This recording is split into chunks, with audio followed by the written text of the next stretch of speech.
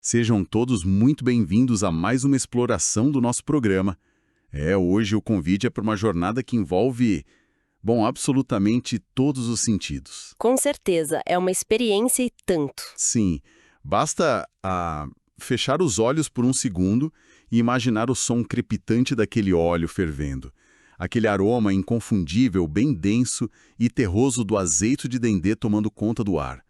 E a brisa batendo nas ruas históricas de Salvador ou até mesmo no coração do Cerrado em Brasília. Exato, é uma imagem muito forte.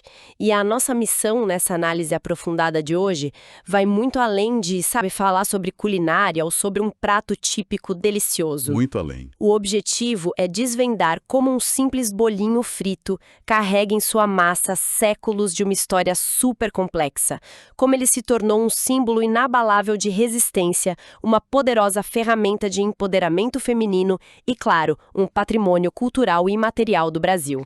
Essa é uma daquelas conversas em que a comida atua como um documento histórico vivo, né?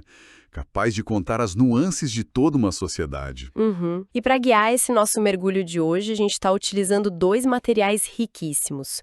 O primeiro é um artigo muito detalhado chamado Baianas do Acarajé, uma história de resistência.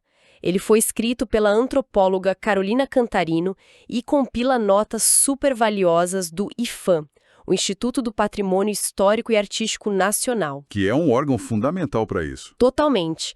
Além disso, o texto traz pesquisas de campo de outros antropólogos e o segundo material é uma entrevista absolutamente cativante com duas figuras icônicas.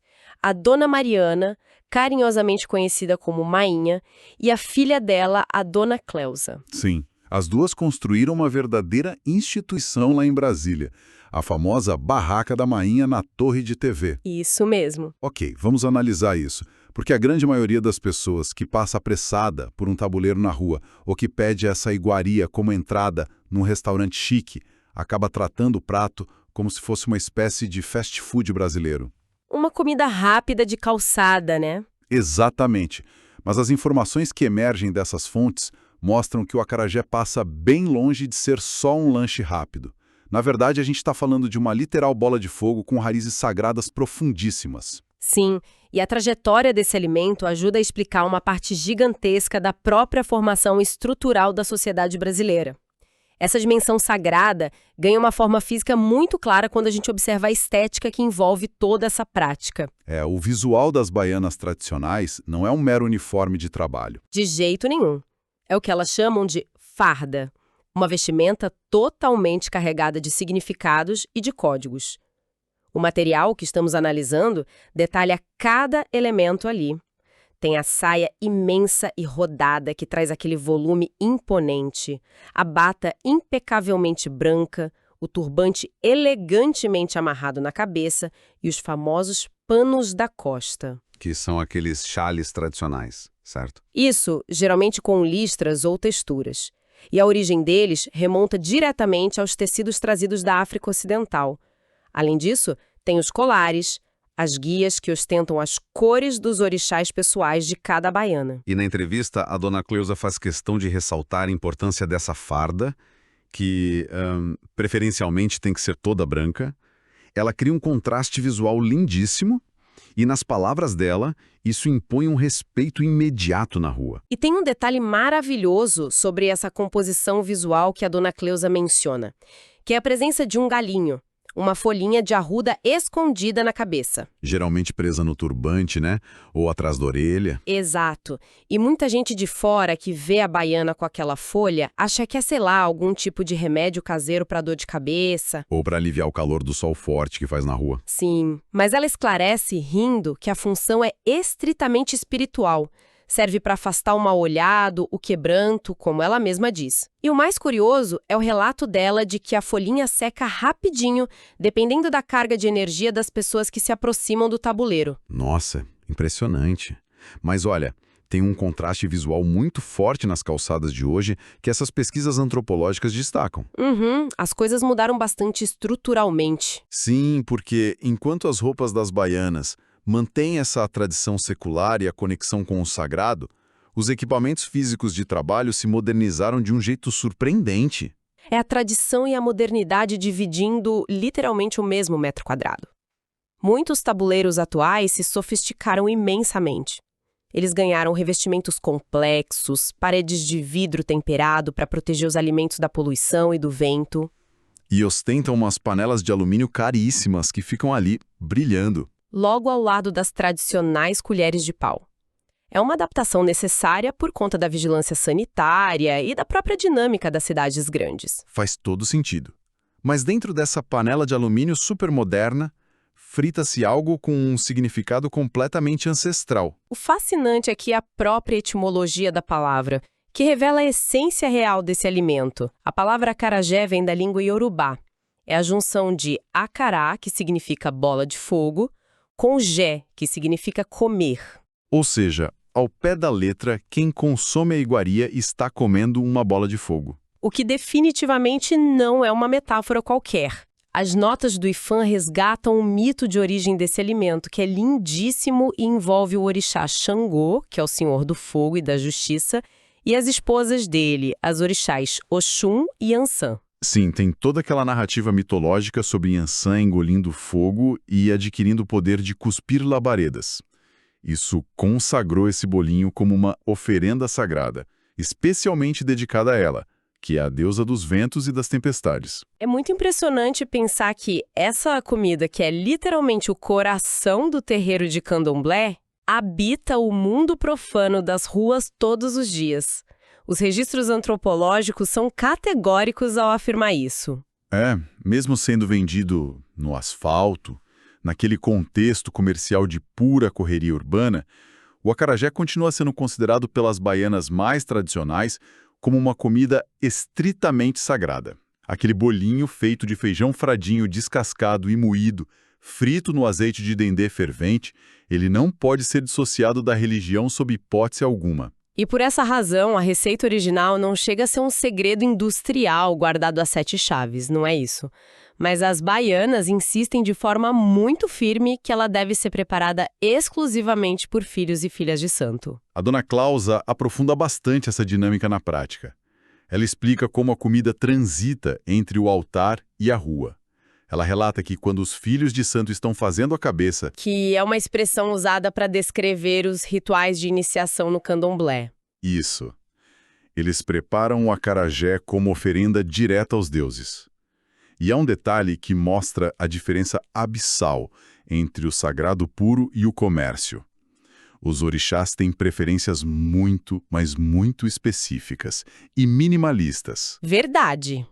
Yansan, por exemplo, gosta dos bolinhos bem pequenos, muito bem fritos e absolutamente puros, sem nenhum tipo de recheio. Uma diferença colossal em relação àquele acarajé imenso, farto, cortado ao meio e transbordando de complementos que a gente costuma ver sendo entregue aos turistas. É outra proposta.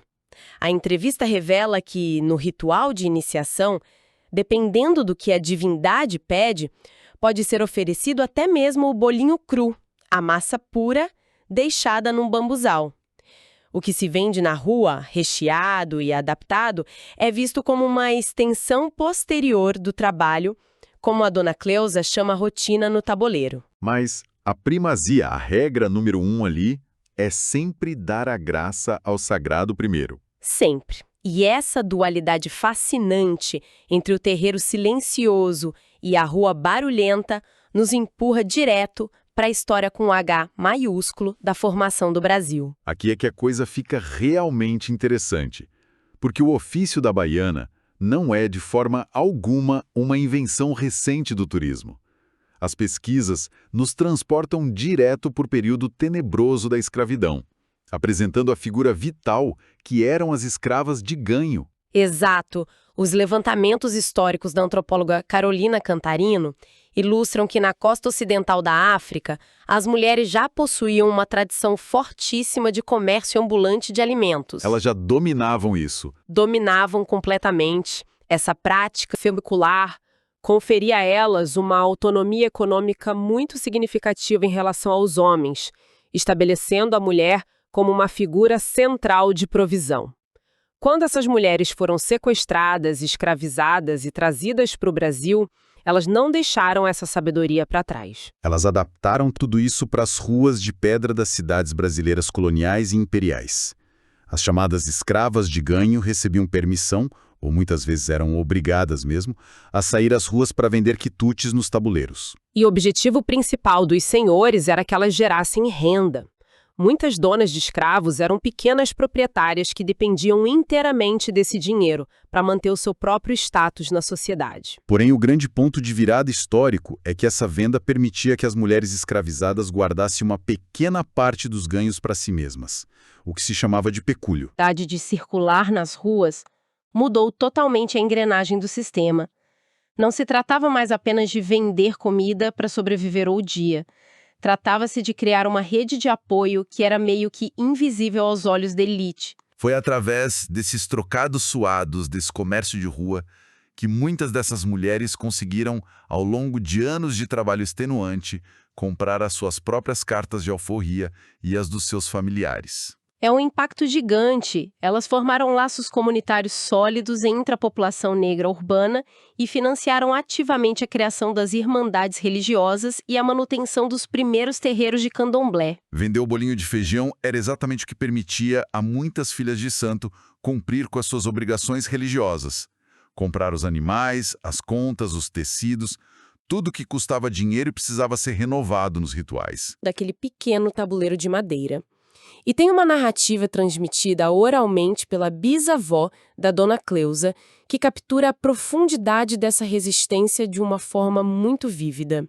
A história para acalmar as sinhás, certo? Essa mesma. Segundo a memória da família, as mulheres africanas escravizadas, que sofriam maus-tratos severos, utilizavam o acarajé como um instrumento místico de proteção dentro da própria Casa Grande. Elas preparavam oferenda para Ansan de forma totalmente silenciosa e devota. O propósito era fazer um pedido claro. Que a dona dos ventos acalmasse a sinhá, que a deixasse mansinha, para que as agressões físicas e psicológicas simplesmente parassem. E a maneira como a Dona Cleusa traduz isso nas fontes para quem não compartilha da mesma fé é genial. Ela diz que a lógica é exatamente a mesma de alguém que tem devoção a Santo Antônio ou a outro santo católico. A pessoa vai até a igreja, acende uma vela, oferece um pãozinho no altar e espera receber uma graça em troca. As mulheres africanas ofereciam acarajé e ançã buscando apenas um alento, buscando paz. A entrevistada faz muita questão de enfatizar que a intenção por trás da comida nunca era fazer o mal contra os opressores, mas sim fazer o bem, apaziguar a situação para conseguir sobreviver mais um dia. E claro, na mediação da fome constante, elas ainda fritavam alguns bolinhos a mais para conseguir se alimentar. Mas a força dessa provisão e dessa liderança feminina está longe de ser apenas um capítulo fechado nos livros de história. As pesquisas da Associação das Baianas de Acarajé e Mingau do estado da Bahia trazem dados contemporâneos que impressionam qualquer um. Hoje, cerca de 70% das mulheres ligadas a essa associação continuam sendo as principais ou as únicas chefes de suas famílias. É muita coisa. Atrás de cada tabuleiro montado numa esquina hoje, debaixo de sol ou de chuva, existe uma família inteira, às vezes gerações inteiras, cujo sustento, a moradia e a educação dependem diretamente do lucro daquelas vendas. E a presidente da associação, a Maria Leda Marques, dá um depoimento no material que quebra qualquer visão romantizada ou turística da profissão. Ela revela uma rotina que é absolutamente exaustiva. A labuta começa muito antes de o sol nascer. Elas acordam de madrugada para ir à feira e precisam batalhar por produtos de qualidade. Há o desafio constante de lidar com a flutuação super imprevisível dos preços dos insumos básicos. Especialmente do camarão seco e do azeite de dendê. O preço sobe um pouco e isso já pode inviabilizar o lucro do dia inteiro. Exatamente.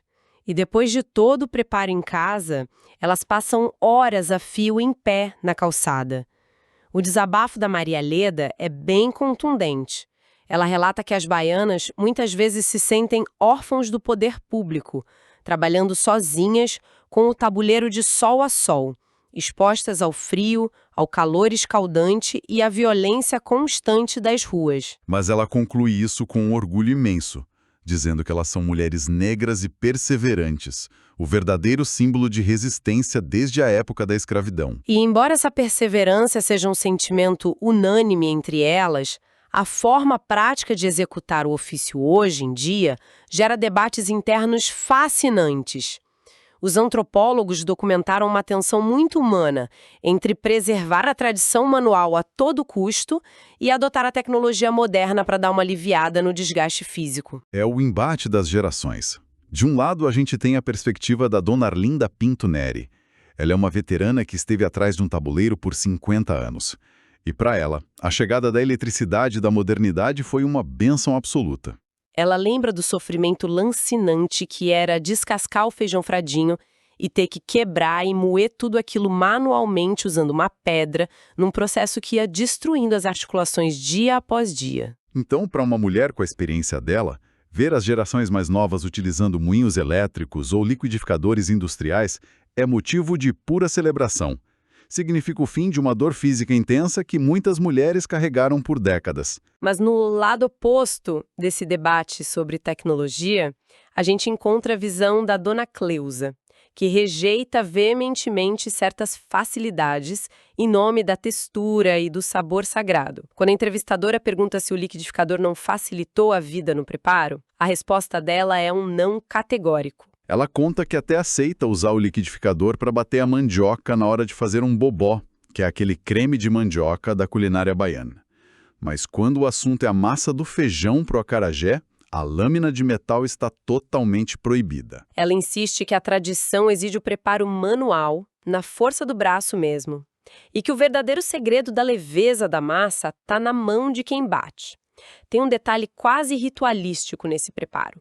Ao começar a bater a massa na bacia, com a colher de pau, que é para incorporar ar e fazer o bolinho crescer, a mesma pessoa tem que bater do começo ao fim. A bacia não pode trocar de mãos no meio do processo de jeito nenhum. De jeito nenhum. É um ritmo, uma troca de energia contínua que simplesmente não pode ser terceirizada para o motor de um eletrodoméstico. E essa defesa tão apaixonada e intransigente da integridade da receita vai muito além das ferramentas de cozinha. Ela entra em rota de colisão frontal com o mundo do marketing e das grandes corporações. Ah, sim. As associações de baianas têm travado lutas públicas constantes contra modificações industriais que elas consideram desrespeitosas e profanas. A Dona Cleusa relembra com uma indignação palpável uma campanha publicitária lançada por uma grande fábrica de frios no Brasil. A famosa propaganda da linguiça? Essa mesma. A empresa ousou sugerir aos consumidores a ideia de colocar linguiça frita dentro do acarajé.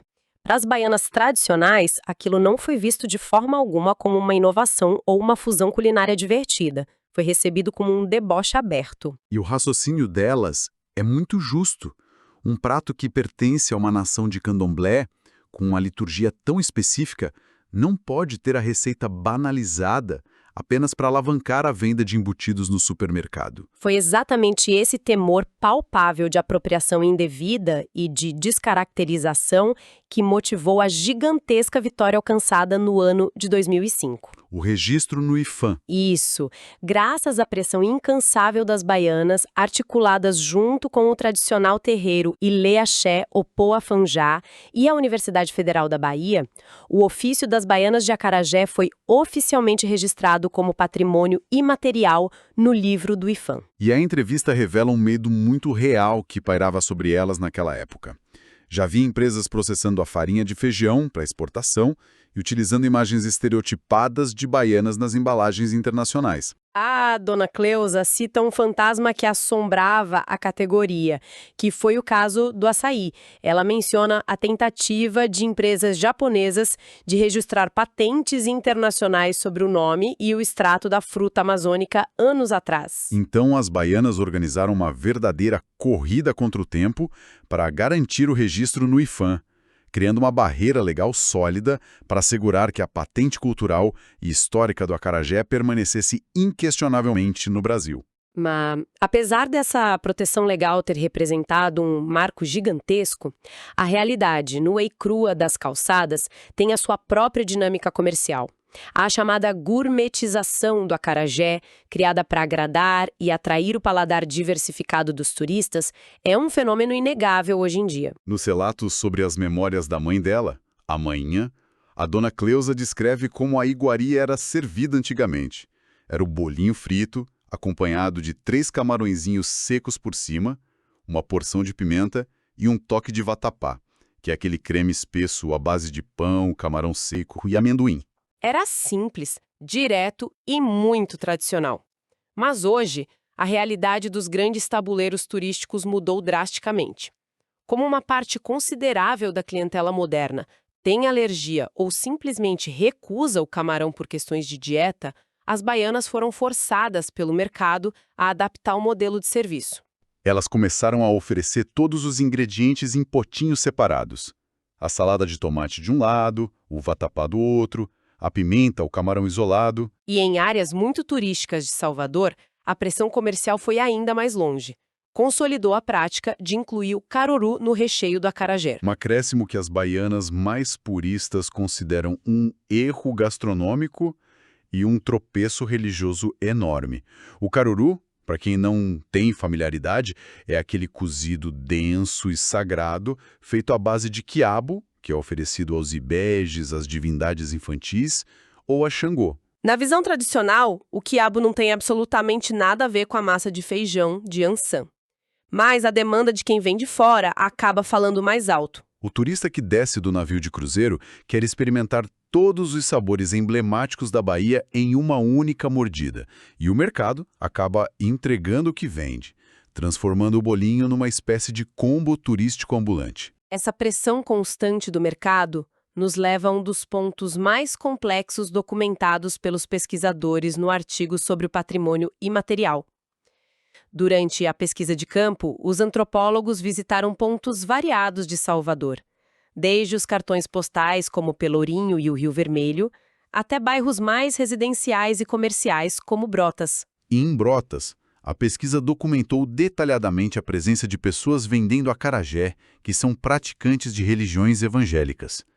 Num cenário extremamente competitivo como o de Salvador, que atrai multidões justamente por ser o grande polo da cultura afro-brasileira, os dados mostram como esses vendedores adotaram táticas bem inusitadas de diferenciação de mercado.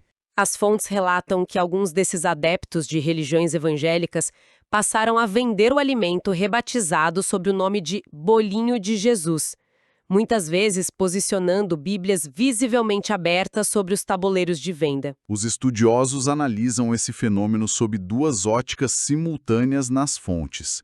De um lado, é uma óbvia rejeição teológica às raízes do candomblé, mas, de outro, trata-se de uma tática muito pragmática de diferenciação de produto. Numa cidade onde a oferta é gigantesca e a estética da cultura negra foi altamente absorvida pelo turismo de massa, a Bíblia e a mudança do nome funcionam para atrair um nicho bem específico de consumidores. Pessoas que talvez não comprassem o alimento no contexto tradicional. Como era de se esperar, essa ressignificação comercial e religiosa gera reações intensas no grupo tradicionalista. O levantamento do IPHAN traz o depoimento enfático da Dona Dica, uma veterana que trabalha no Largo Quincas Berro d'Água, no coração do Pelourinho. Ela expressa uma frustração profunda que sintetiza bem esse conflito. Ela questiona: se você tem uma religião que é contrária ao candomblé, por que vender acarajé e não qualquer outro quitute? Na cosmovisão de mulheres como a Dona Dica, que nasceram e cresceram dentro dos terreiros, a essência do alimento é indissociável da carga espiritual dele. Tentar limpar o acarajé de sua história africana apenas trocando uma placa no tabuleiro é visto como uma forma de apagar a herança de quem criou a receita. A comida nesse contexto urbano se torna o próprio campo de batalha, onde identidades e crenças disputam o seu espaço de sobrevivência na metrópole. É um assunto denso, mas saindo um pouco desse cenário de embate e indo para os encontros mais inusitados que as ruas proporcionam, a entrevista com a Dona Cleusa traz um lado maravilhoso e bem-humorado sobre a relação dos estrangeiros com o acarajé. É a melhor parte. Ela narra que, em Brasília, quando encosta uma van de turismo cheia de europeus ou americanos, a coreografia é sempre a mesma. Primeiro as pessoas descem e encaram aquele bolinho sendo frito num óleo de cor laranja vibrante com uma desconfiança absurda. O medo número 1 daquele grupo, e eu adoro as palavras exatas que a baiana usa, é a preocupação de azangar a barriga. Eles ficam aterrorizados achando que o dendê vai causar um desastre no estômago deles. E a quebra desse gelo cultural acontece sempre na primeira mordida. Dona Cleusa conta que assim que alguém toma coragem e prova, a barreira do medo despenca. O turista mastiga e solta aquele longo de olhos fechados. Ela até brinca que é um som idêntico ao que a apresentadora Ana Maria Braga faz quando prova uma receita na TV. Assim que esse som de aprovação ecoa, é como um sinal verde, e a venteira faz fila para pedir, mas com uma ressalva importantíssima em relação à pimenta. A maioria esmagadora foge do molho picante. A Dona Cleusa revela uma curiosidade ótima sobre isso. Os únicos clientes estrangeiros que chegam no tabuleiro exigindo o acarajé verdadeiramente quente, lotado de pimenta original, são os turistas vindos da Indonésia e de países do continente africano. Ela cai na risada lembrando de como eles pegam um bolinho, mergulham no molho ardido e comem sorrindo, soltando exclamações super entusiasmadas nos seus próprios idiomas como bagadu, bagadu. Ela admite que não faz a menor ideia do que bagadu possa significar na língua deles, mas o prato limpo em poucos segundos é a prova definitiva de que a experiência foi um sucesso total. É a comida atuando como a linguagem universal mais antiga da humanidade. Sem dúvida. Então, o que tudo isso significa?